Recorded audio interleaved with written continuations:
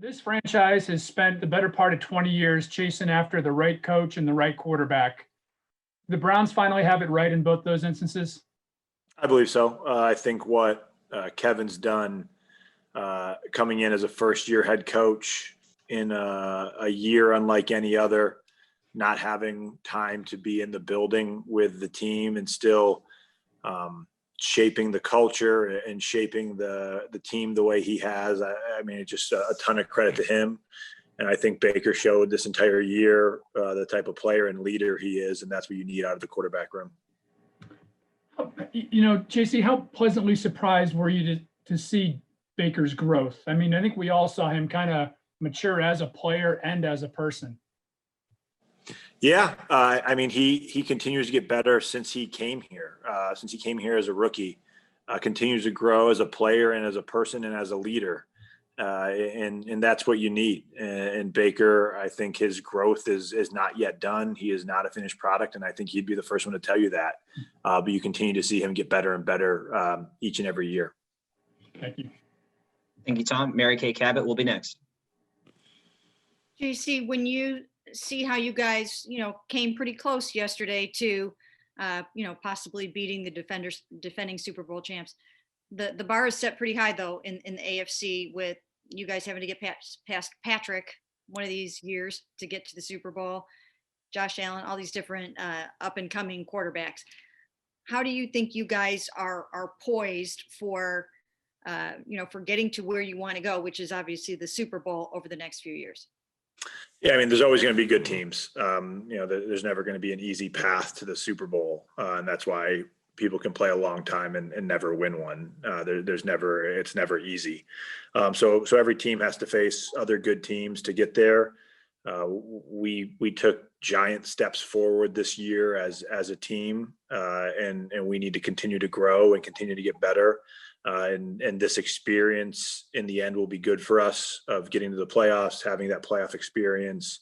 And then we just need to get better. The off season is to get better as individuals and as a team, and take advantage of that and come back stronger next year.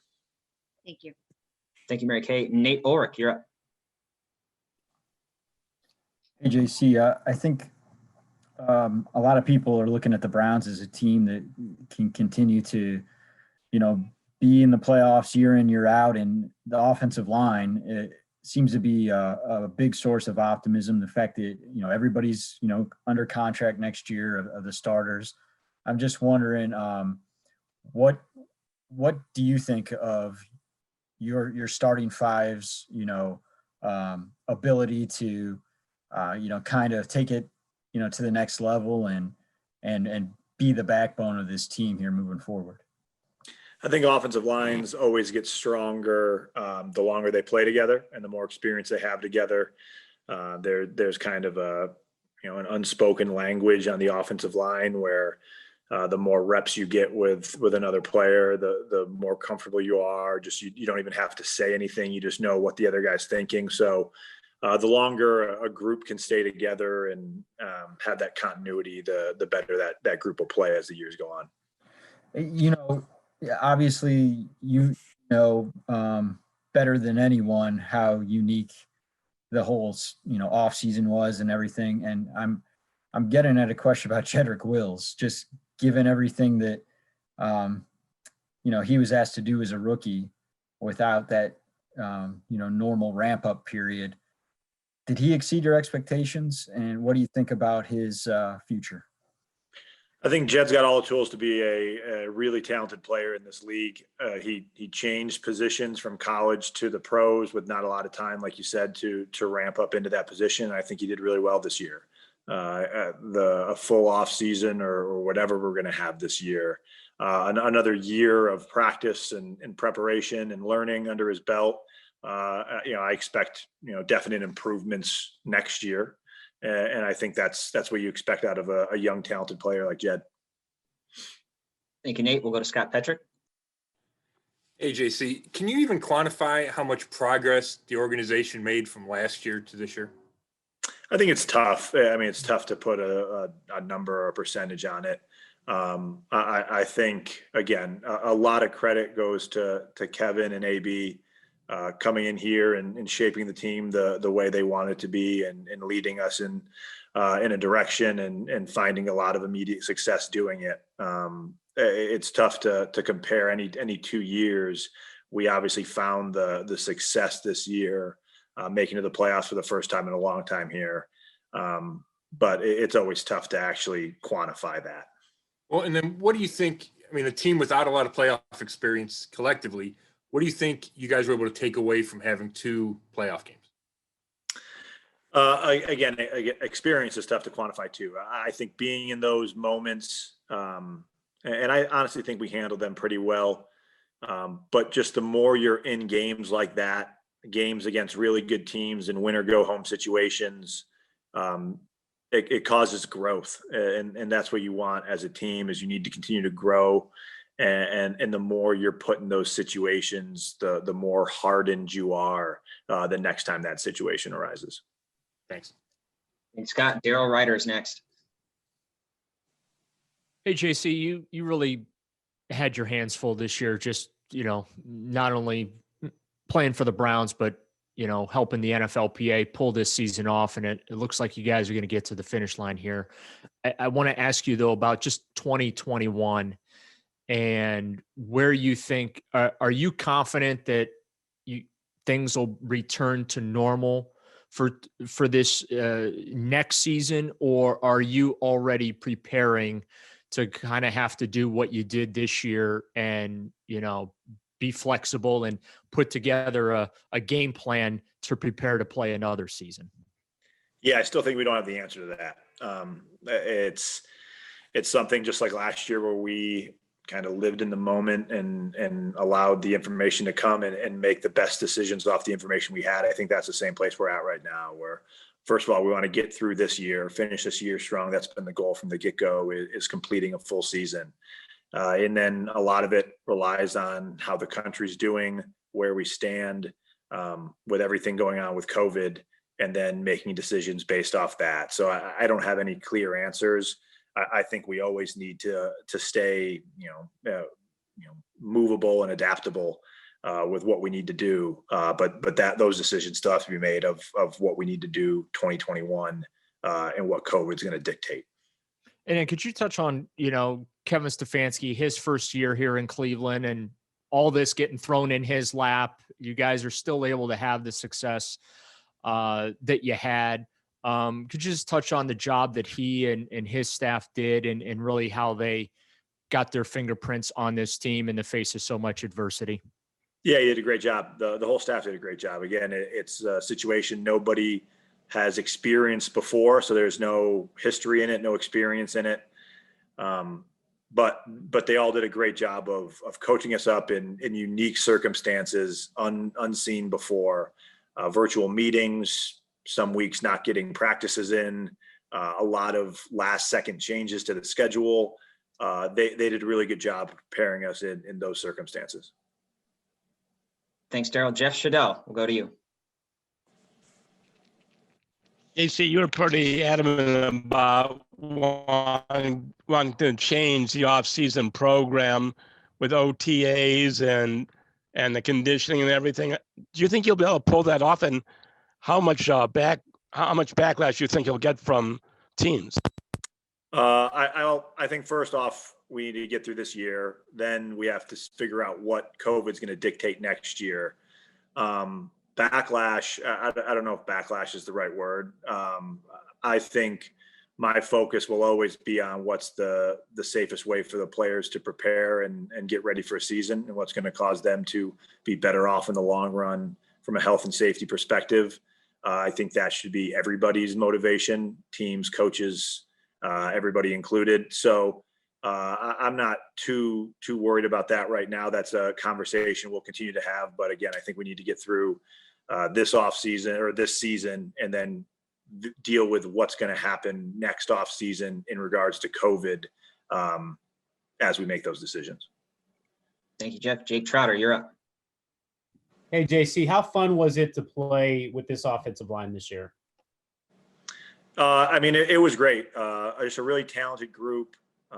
Coach Callahan did a really good job of preparing us And it was exciting. Guys always love being able to run the ball, and being in an offense that's centered around that is always exciting for an offensive line. So again, I think it's exciting to know that we're all going to be back next year, and we'll be able to grow together and continue to learn and get better, and hopefully continue to provide this team a run game that helps this offense and this team win. Do you think there's more out there for you guys, especially with Jed continuing to develop, Wyatt gets more experience? Yeah, no, I definitely. I mean, we still have room to grow, both all as individuals and as a group. So we haven't reached our end goal. Thanks, Jake. Back to Mary Kay Cabot. Everybody that I ever talk to anywhere, throughout the league just raves about Bill Callahan. Can you just talk about, Kevin Stefanski said all the coaches should be coming back next year. Can you just talk about just how good Bill Callahan was, not only for you guys, but just, the running game, the blocking schemes for Baker, and just address him a little bit? Yeah. Again, Bill did a great job of prepping us. Very bright guy, gets us in the right positions, is very, very smart on how he draws up runs, how he makes things look the same, but gives different wrinkles and different motions so the defense doesn't know what's coming. And he's seen everything. He's been around a long time, and that gives you an advantage. And it's great as a player to talk to Bill about what you're seeing, because he's experienced in the past. And he'll have 2 or 3 or 4 different ways on how to block it or how to match up against it. So, I mean, just having that amount of knowledge from one person is always great. Thank you. Thank you, Mary Kay. Scott Petrick, you're next. Hey, JC, I found that column you wrote about the off-season program really interesting. My question is, you talk about guys preparing themselves individually and they know how to do that.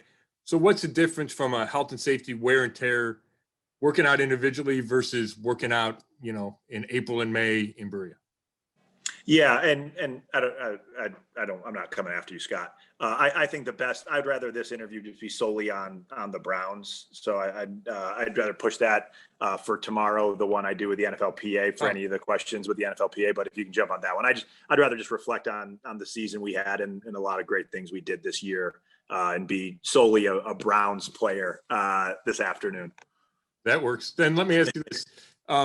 Against Kansas City, I know there were only 3 possessions in the first half, and that makes it so tough because you have to be efficient on all of them. So when you only get to 3 points out of the first half and that second drive doesn't go well, can you put your finger on anything that the Chiefs were doing that made it difficult for you guys to get going early? No, it's tough to pinpoint any one thing. Again, some of it's just game flow. And like you said, when you're facing a team like that with as much firepower they have, you need to consistently find success on offense to make sure you stay in the game. And they jumped out to that early lead, and we have the last drive of the second quarter not go our way, where we almost put points on the board. And then that second half, I think we settled in. We were able to run the ball more, set the tone that way. And start moving the ball up and down the field and keeping them a little off balance on what we were going to give them, whether it was a run or a pass. And again, credit to the coaching staff there. I've been in games before where you fall behind 2 scores in a game like that, and the willingness to run kind of goes away, and coaches want to get into the pass game. But I think our willingness to stay with the run there helped bring us back into contention of that game. And not let them just tee off on pass rushes. Thanks. Thank you, Scott. Aditi Kinkhabwala, you're up. Hey, JC, earlier when you were talking about Coach Stefanski and how he has, in this 1 year, shaped the culture so much and established an identity on offense and defense and in the building. 4 years now, you've been here through so many different regimes. What do you think has sort of been endemic challenges that he was able to overcome? And what are some very specific things about him that made all of that possible? Him and Andrew Berry, if you want to say, or his staff, or whatever it is. I mean, a lot of the players are the same. So what was it? What was the magic? I think Kevin's personality is steady and sturdy, I guess I would say, where Kevin's the same guy every day. and he is very laser focused on the task at hand. And I think he focuses on the culture of our team and what we need to be thinking about every day. And he messages it every day to make sure that we are on the same page with what the expectation is, to make sure we are all together on what our goals are and what we're focused on. And I think he does just a really good conscious effort on messaging that on a daily basis. And I think that's one of the big things that helped us kind of stay on track on such a wild year with so many changes and so many unexpected twists and turns. To have your leader be so steady and so even keeled and message the right things every day, I think that keeps everybody on the same page. Okay, so then the next part to that is that he said one of the things he's most proud of is how everybody bought in and how hard everybody worked. Is that really a big deal? When you have a team of 53 or 60 guys, and you've done this now for whatever, 8, 9 years, is it significant that everybody bought in? Absolutely. I mean, this is still the greatest team sport, and you need everybody on the same page to have success, and you need everybody understanding what the expectations are, both on the field, in the locker room, at practice, what is expected of you, what you need to expect out of your teammates, and then have guys live up to it and understand that's the standard, and that's the standard that's enforced every single day. And there's no dropping below the standard, or you won't be here. That's how the great teams operate, and that's how Kevin's shaped our team. Thanks, Eddie. We're going to try to get 2 more in. Marla Reitnauer and Steve Dorshik. Marla, go ahead. Yeah, JC, just a quick, was there any moment that you'll cherish most? I mean, put aside all the COVID business, just a locker room celebration or a game or something that you guys did that, kind of not just establish where you were, but something you'll look back on and say, wow, that was so much fun.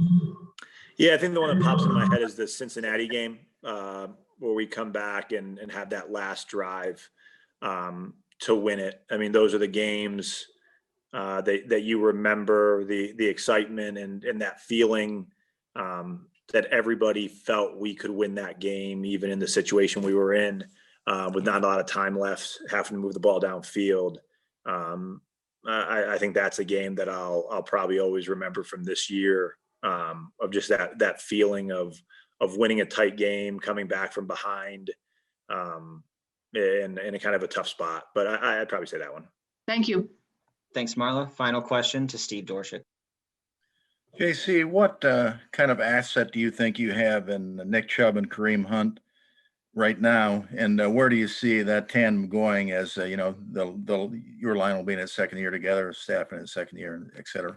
Yeah, I mean, there are 2 number 1 backs in this league. I think Nick is arguably the best runner in football. What he's able to do with the ball in his hands, the physicality, the speed he can run with, and then the Kareem is so versatile as a football player.